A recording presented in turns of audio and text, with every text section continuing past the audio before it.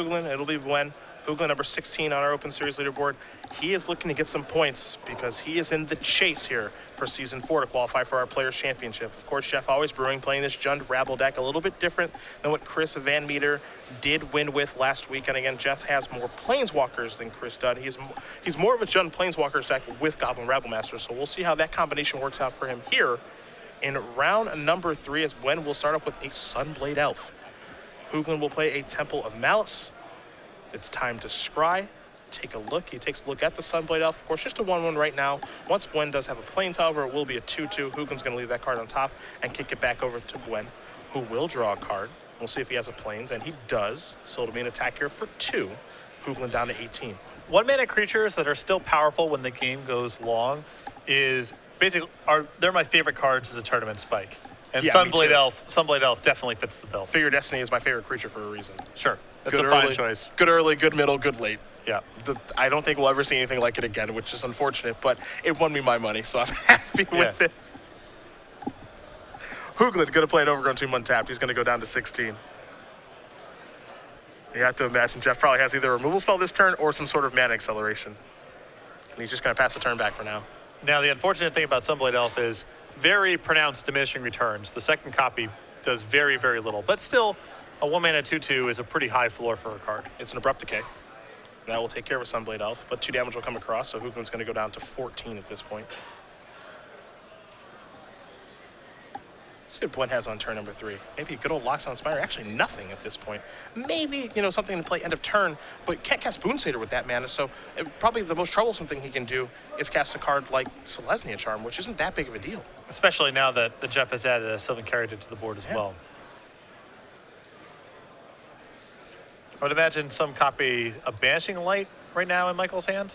At least one copy. And what it looks like here to me is that the mana is just not working out for him at all at this point. Now here's the Johnny, and that's actually pretty important. That'll make Sunblade Elf into a 3/3, and that'll allow it to continue attacking. So that's certainly a big deal. Missing on turn 3 is a big cost for Michael that might give Jeff the tempo to get back into this, but Ajani, a very nice play here, allows Michael to send in. I can keep the beatdowns going. That's all the green-white deck wants to do, right? Just keep it going. Now, his mana's a little bit awkward. 3 plains, 1 forest. That's cutting off a lot of the cards that Buen can cast. Advent of the Worm, for example. Boonsater as well. But he's able to still cobble together a pretty decent attack here. The problem here is Jeff's deck is so removal dense that there's a lot of pressure on Michael to just draw a bunch of creatures over the course of the game. A lot of the same elements that you'll see against something like Mono Black Devotion. Doesn't really even matter what you cast to some extent, but you just need to be casting something. Corsair Krufix going to come down here. Top card of Hoogland's deck is another copy of Sylvan Caryatid. See if he's got a land to play. He does. It's a copy of Urborg, Tomb of Yawgmoth, so he will gain a life. Tap 2 mana here. And it looks like maybe Mythium Mortars. It is. That'll take care of the Sunblade Elf. You mentioned Hoogland's deck has a lot of removal, an Abrupt Decay, 2 Dreadbores, 2 Golgari Charms, 3 Mythium Mortars, a Putrefy, and a Hero's Downfall. Buen's going to play a copy of Mana Confluence. That'll give him his 2nd green mana. So Advent of the Worm and Boonsater are now online. But I'm not even sure if Michael has that in hand right now. By the looks of things, it doesn't appear so. Yeah, it's just a passing of the turn. Now, of course, when you're playing against green-white aggro, that doesn't mean a lot, again, because this deck has a lot of flash threats. So it's not as innocent as it looks. And Michael there, missing an opportunity to plus that Ajani there. Don't actually need a target in play to plus an Ajani. It says up 2, so you can do it on an empty board there. Which seems like it's not that big of a deal, but if there's any deck in the format where you're going to get to something like Ajani's Ultimate, Jeff's is pretty high on the list. Yes. Doesn't put on a lot of pressure. He's playing a removal-based game. Jeff can tap some mana here. Let's see what we've got. It's Dreadbore. That'll take care of Ajani. And I don't know if Jeff has any interest in attacking in this sort of situation. Doesn't surprise me that he doesn't. Again, doesn't want to lose his Corsair to a card like Advent of the Worm. So no reason to attack at this point. Going to draw a copy of Llanowar Waste. You see the top card of his deck is a Temple of Abandon. That's going to come into play. Hoogland's going to gain a little bit of life, of course. Now the top card he's looking at with a Scry is a copy of Goblin Rabble Master, and we'll see if he wants to keep that up top. I like Jeff not attacking for 1 turn. Because you're probably going to see the Advent there if Michael has it. He's probably not going to bluff you a 2nd turn because he could, if he plays an Advent at the end of the 1st turn, he can untap and attack you. So pretty safe bet that the coast is clear. Here's a Nissa, World Waker, a card that I think we're going to see a lot of over the next year. That's going to come into play. That's going to turn Urborg into a 4/4. And into the red zone we will go. Yeah, as long as the flying pressure is not that good in cons, I think you're going to see a lot of this base. Sylvan Caryatid, Corsair, Crewfix, Nissa. Really the only thing that's problematic for that base of cards is flying creatures. There's a Banishing Light. That's going to take care of Nissa.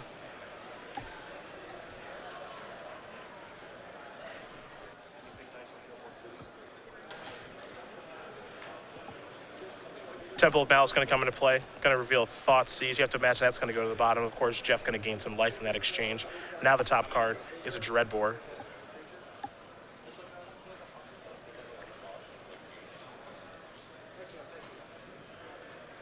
See what else Hoogland wants to put together this turn. Again, we know he has a Goblin Rabble Master. Buen knows that too. Corsair doing what it does, but also giving away some information. Doesn't really matter too much here, as I think Michael has just flooded out pretty badly in this game. Yeah, that's what it feels like. There's a Golgari Charm. Oh, sure. Yep, that's going to bring Nissa back. That means that the Temple of Malice is going to become a 4/4 now, and Jeff is really putting the pressure on. Jeez, oh Pete's. Goblin Rabble Master, of course, will make a Goblin token. You see he's going to come across here for 4, 8, 9, 10, 11 points of damage.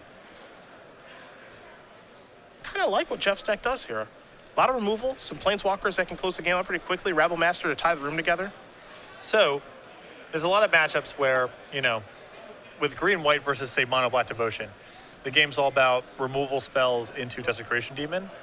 That game plan doesn't always work against green-white aggro because Celestia Charm can just kill a demon incidentally. But removal spells into Nissa is something that green-white aggro is not really prepared to handle. And Jeff putting on a very good demonstration there. Michael flooded out, but even if his draw was a little bit better, I think the amount of removal Jeff had in his draw plus Nissa would have created all sorts of problems. Hoogland winning that game over Buen pretty easily. Jund Rabble up a game here over green-white aggro as we do turn our attention to the sideboards here. We'll start with Buen and his green-white aggro deck first. A Banishing Light, 2 copies of Deicide, a Mistcutter Hydra, 3 copies of Nyx Fleece Ram, 2 Reclamation Sages, 2 Setessan Tactics, and 4 copies of Skylasher. Is it fair to say that I like none of the cards here? I would maybe want the additional Banishing Light, but I'm not excited about it. Yeah. And even in that game, the fight that Michael has to win is over removal spells not containing Jeff's board. Yeah. Jeff's creatures are not the problem in this matchup. It's the amount of removal he's bringing to the table. So I'm not even sure he wants an additional copy of Banishing Light. This may be, present pretty close to the same 60. I mean, maybe you want Reclamation Sage as a way to try to, value out a Corsair Crewfix. That's not bad, I guess, but I think bringing in many of the cards in this sideboard is a stretch for this matchup. Hoogland's looking at an additional Golgari Charm, a Thoughtseize, a Doomblade, a Scavenging Ooze, 2 copies of Rakdos Return, 3 Mistcutter Hydras, a Mizium Mortars, an Ultimate Price of Hero's Downfall, and then 3 copies of Anger of the Gods. Anger is a card I like a lot in this matchup. It is great. Doesn't touch Smiter, and doesn't touch the Worm token, touches everything else. And exiling is a big deal, too, against a deck with Voice of Resurgence. On top of that, the second tier of cards in Jeff's sideboard, also excellent in this matchup. Hero's Downfall, Ultimate Price, Mizium Mortars, Scavenging Ooze, Doomblade. He's bringing a lot to the table post-board.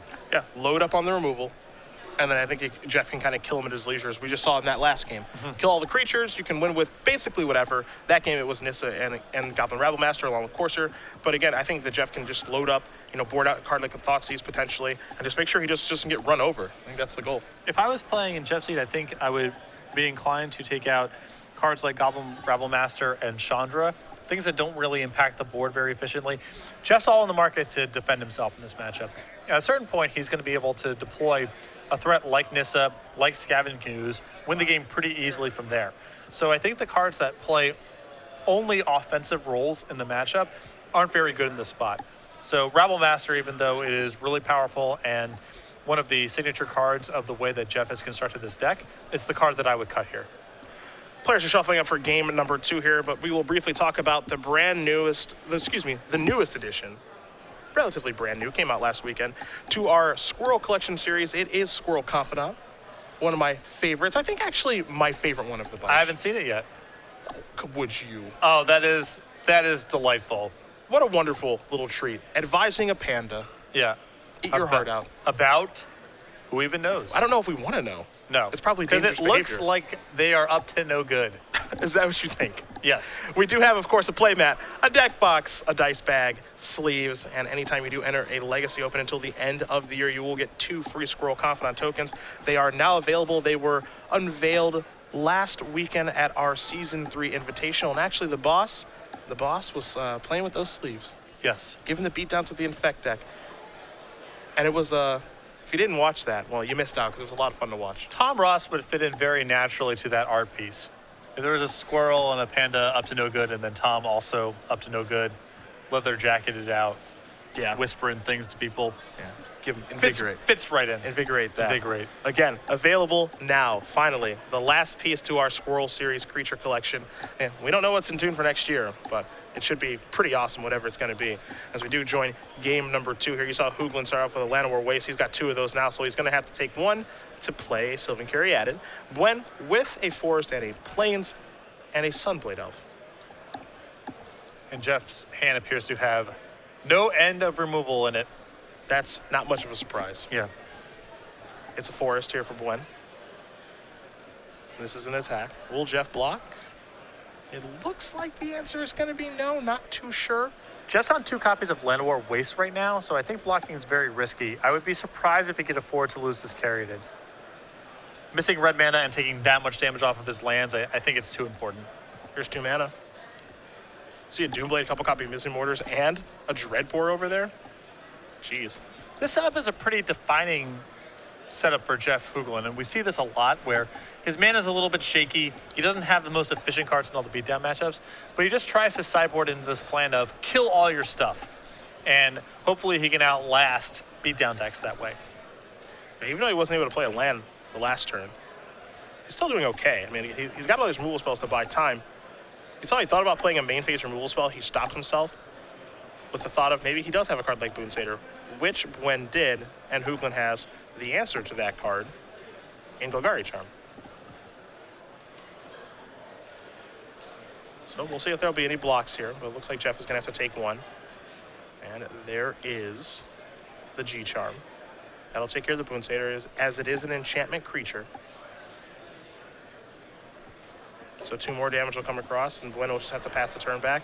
And if you're rooting for Michael, you have to hope that he has an Advent of the Worm this turn. You saw Hoogland draw a Forest. He'll drop a Scavenging Ooze into play. There is fodder down there in the Boon Satyr.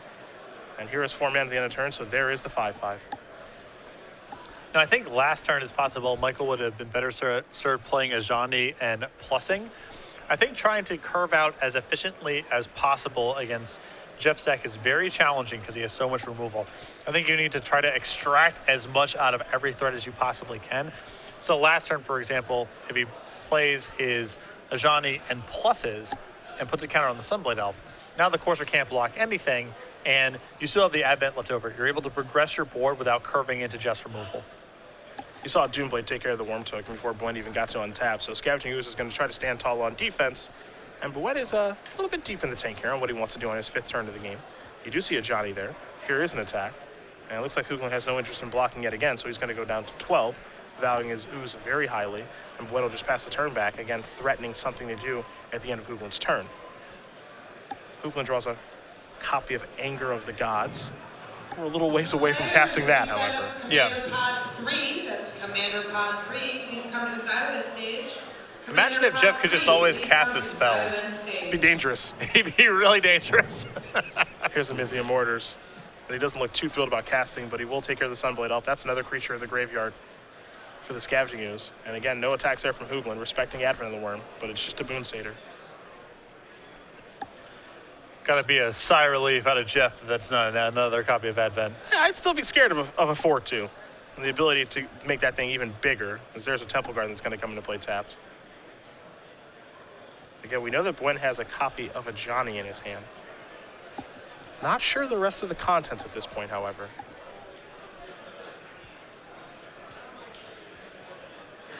See what he wants to do with the Boon Satyr. There's 3 mana. Oh, there's a Banishing Light. So that is an answer to the Scavenging Ooze. We'll see if Hoogland wants to activate the Ooze in response. Looks like he does. So he's going to gain a life and go up to 12, and there goes the Ooze. An attack here for 4 is going to put Hoogland down to 8. And Buen's doing some pretty nice work here. And Jeff's mana haunting him a little bit here. Hard for him to cast his stuff on time, taking a lot of points of damage along the way. Overgrown Tomb is going to come into play tapped. And now there's a Mizzing Mortars to take care of that. So Buen will untap. Again, he's at 19. He's got 5 lands in play. Hoogland is at 8. Looks like Buen does have a spell play this turn. And it's the big dumb elephant. Boom shakalaka. Hoogland draws a card. You can see there's a Dreadbore over there. He also has a copy of Read the Bones. You also see a Goblin Rabble Master in the grip. An interesting hand here for Hoogland. He will cast Read the Bones, going down to 6 to do so. So, scry 2 first, and then draw 2 in a moment. Yeah, this forces the hand on a post-combat Dreadbore, assuming that Jeff is unable to find black or green mana that's pain-free. That will knock him down to 5 after this Read the Bones, and now Advent's an issue. And there's a Dreadbore. So Hoogland's going to go down to 5 after all is said and done. Again, 2 from the Read the Bones, then 1 to play the Dreadbore. Does keep the card on top from Temple of Abandon. Buen will draw a card. Again, he's been sandbagging that Ajani for some time now. That's a surprise way for Buen to win the game. Let's see what this is going to be. That is a Nyx Fleece Ram. Very surprised to see that in his deck after sideboard. Oh, But a combo here. And now it's a 1/6. that's a combo of sorts. Not a defender, even though it's a 0/5. Yep, that sheep can't attack. Oh, we yeah. know that. Hoogland gonna draw a card. Anger of the Gods doesn't kill that sheep, that's for sure. Xenagos can't really block it all that great. If this game ends with a flying and double struck Nyx Fleece Ram. You can put that in best SCG Live. Yeah. That's what you can do.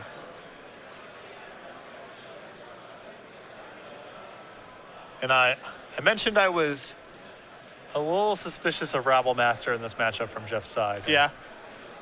Just doesn't seem great after sideboard. I mean, Rebel Master is a purely aggressive card, nothing defensive about it, and I think that Jeff is going to be the defensive deck in this matchup a large percentage of the time. He's definitely the control deck. Yeah. No question about it.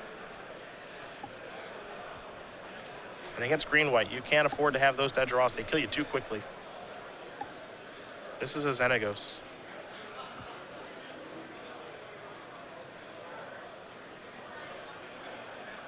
So Hoogland starts at 3. We'll see if he leaves it at 3 and makes a Satyr token. Can't see much of a reason to up it. It's not impossible, of course. Stomping Ground gonna come into play tapped. And he will just pass the turn back as there is a Satyr token. Nyx Fleece Ram will gain Buen a life. He goes up to 19. And he will draw a card for the turn. That Ram looking to get a little bit larger, and it will. And This is hilarious. oddly enough, the Ram does a really nice job of defending a Johnny. So, I can't believe my eyes. That's a Banishing Light. There goes Xenagos, keeping the board clear. Now here's an attack. But Sylvan Curie added is going to get in the way. 2 mana, Selesnya Charm. Well, gobble it up. Away it goes. A little bit of trample damage too. Look at that, angry sheep. Okay then.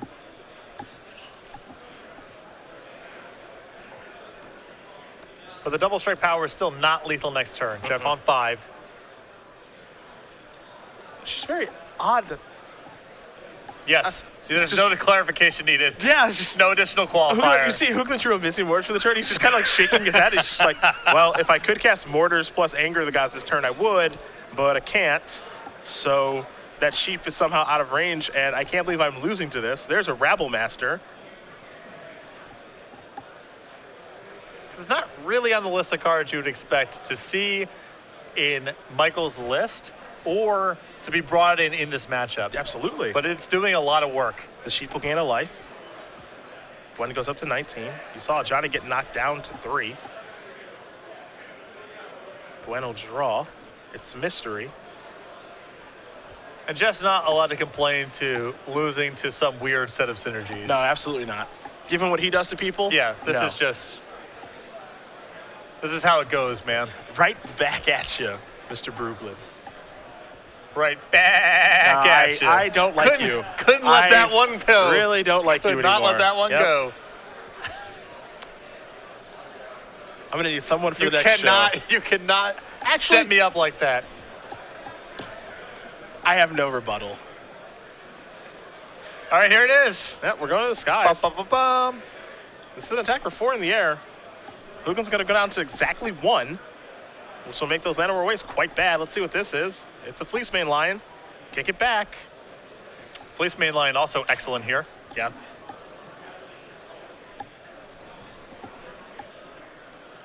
Could we be in the hard lock from sheep attacks? The Abyss? I can't make any sort of. I'm giving you every opportunity. Sheep sound Yep. to weave into the abyss. Because it has an A and a B, it feels like there's some way to do it. It does. But I can't think of it. Missy and Mortis is going to take care of the Fleece Main Lion. Let's see what this is going to be. It's a scavenging use. That one's pretty important. Yep. That's a huge draw here because Jeff can get that to a 3 toughness creature, and then he can block the ram going forward. Rabble Master's going to trigger. Goblin Token's going to come into play, so it's going to be an attack for 2, 3, 4, 5, 6, 7, 8 points of damage. The thing about the Rabble Master, it's not great early, but if the board looks like this, it can close out a game very, very quickly, and Ooze is going to be the card for Hoogland that stabilizes things.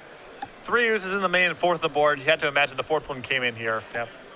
You can definitely tell that Jeff likes that card, as here comes the sheep. Uh-oh. Got a block. Yeah. And there's Selesnya Charm. Activate twice. So 2 creatures are going to go away. Hoogland's going to go up to 3. And then the sheep will trample over for 2. Right. So Jeff is still in a position where he has to block every turn. Yep. And so it's not lethal, because the sheep is going to be a 4 power creature. The Ooze becomes a 4 toughness creature. It's actually no trample damage at all. Excuse me. But the Ooze is off the table. All right, Jeff's ability to close out the game here. It doesn't take long. You can get this turnaround real fast. I mean, this is 2 turns. There's a lot of things he cannot play around in this spot. Can't beat a card like a Johnny in this situation.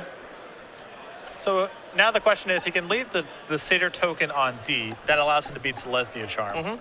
Ajani's game no matter what. Yep. I'm not sure there's another meaningful draw in the deck from Michael's side. Yeah, if that's the case, you know, banishing light would get the job done. Yeah. If he leaves just a Satyr token back. But I like this play. Let's make it a 2-turn clock. So again, the Rabble Master is going to make a Goblin. That'll be attack for 3, 4, 5, 6, 7, 8 points of damage. Actually, I'm not sure that I like that from Jeff, because I believe Selesnya Charm is still a huge problem for him regardless. I guess he can leave the Rabble Master back on D next turn. Well, Selesnya Charm's not lethal right now. I'm saying that so this turn, what do you attack with when you're Jeff next turn? Sure. The Selesnya Charm either eats a token and now is another attacker on the way front, or it eats the Rabble Master and you die on the way back. Sure. So I'm not sure if it's worth being conservative against that card. Maybe leaving the Satyr on defense doesn't really cost him anything, but feels like the 2 damage matters a lot. Yep, and there's a Banishing Light. But he goes after the Rabble Master. Well, I guess he does, because it's not a lethal attack from the sheep. Okay. Yeah, so he can makes sense. Yeah, Makes sense. Michael can sit in this spot for a little while here. Yeah, and there is Anissa. Now he cannot. Yep, there is no sitting now, because that makes a lethal He's just attacker. dead now, yeah. He kept continuously coming up 1 point short. Right. That's what kept happening. This is going to make a 4/4. It's an attack with everybody. He can block the biggest creature, but he's still going to be dead. Jeff Hoogland with a timely Nissa Worldwaker is going to win this match over Michael Buen. 2-0, and Jund Rabble defeats Green-White Aggro. Pretty cool set of games there. That second game took a turn for the weird, certainly, with that Nyx Fleece Ram being really powerful.